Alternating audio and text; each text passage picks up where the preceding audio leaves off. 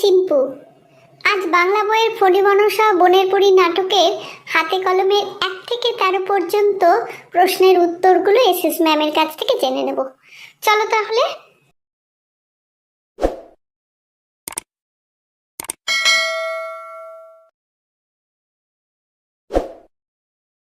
প্রিয় ছাত্রছাত্রীরা, আজ তোমাদের বাংলা বইয়ের ফণীমনসা ও বনের পরী নাটকের হাতে কলমের 1 থেকে 13 পর্যন্ত প্রশ্নের উত্তরগুলো করিয়ে দেব।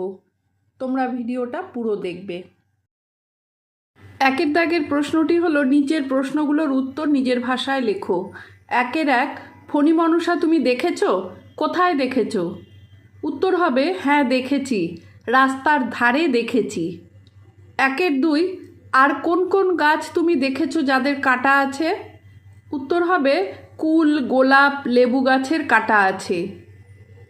3 গাছের কাঁটা কিভাবে তাকে বাঁচায়? গাছের কাঁটা গাছকে আত্মরক্ষায় সাহায্য করে। 4 পরীর গল্প তুমি কোথায় পড়েছো? উত্তর হবে রূপকথার গল্পের বইতে পড়েছি। 5 সোনার মতো দামি আর কোন ধাতুর কথা তুমি জানো? উত্তর লিখবে রোডিয়াম, প্লাটিনাম ধাতুর কথা আমি জানি। 2 দাগের প্রশ্নটি হলো, নিচের এলোমেলো বর্ণগুলোকে সাজিয়ে শব্দ তৈরি করো। প্রথমটার উত্তর হবে ডাকাত দল, পরেরটা ফণীমনসা, তারপরেরটা বিতিকিচ্ছিরি এবং শেষেরটা পালং শাক। 3 দাগের প্রশ্নটি হলো, এলোমেলো শব্দগুলোকে সাজিয়ে ঠিক বাক্যটি লেখো। 3 বলো চাও কীরকম তুমি পাতা? উত্তর হবে কীরকম পাতা তুমি চাও বলো। 3 হয়েছে তো সুবুদ্ধি তোমার এই? উত্তরটা হবে এই তো তোমার সুবুদ্ধি হয়েছে।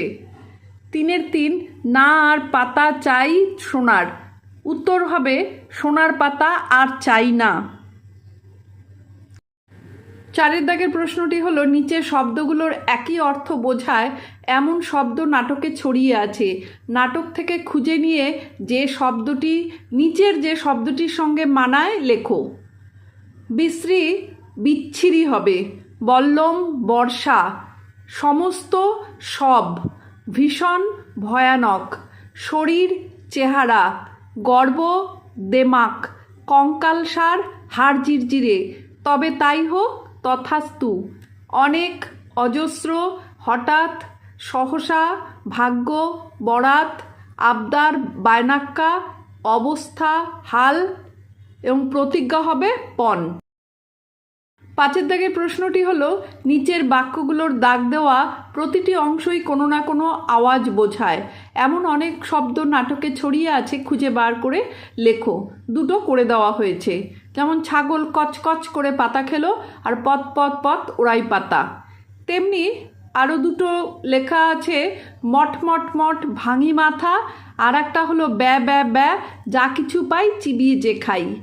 6 দাগের প্রশ্নটি হলো, মুখে বললে নিচের দাগ দেওয়া শব্দগুলো কিভাবে বলবে? লেখো। তোমায় সরি। উত্তর লিখবে তোমাকে স্মরণ করি। করুণা করি বাঁচাও। উত্তর হবে করুণা করে বাঁচাও।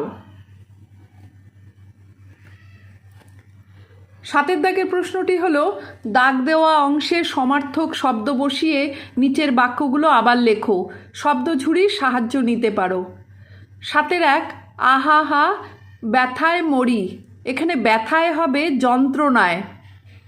7 শুরু হলো কচি গাছের অঝোর কান্না, শুরুতে শুরু হবে আরম্ভ, কচি গাছের হবে চারা গাছ, অঝোর হবে অবিরাম। 7 ডাকাতেরা আমার কি হাল করে রেখে গেছে? হাল হবে অবস্থা। 7 আকাশ দিয়ে ধেয়ে এলো দুর্দান্ত ঝড়, আকাশ হবে গগন, দুর্দান্ত হবে প্রবল। 8 দাগের প্রশ্নটি হলো, নিচের বাক্যগুলোতে দাগ দেওয়া অংশগুলো আর কিভাবে লিখতে পারো? বাক্য যদি বদলে যায় বদলেই লেখো। 8 মন তার রিরি করে ওঠে। উত্তর হবে মন তার হিংসায় জ্বলে ওঠে।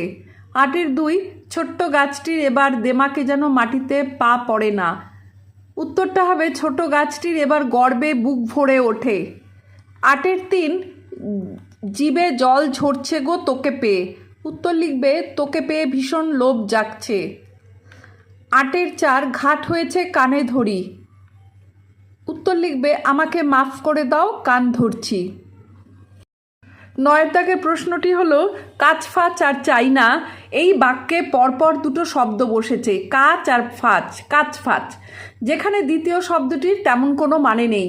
আরও একটা শব্দ তোমাদের জন্য দেওয়া হলো, যেমন কাপড় চোপড়।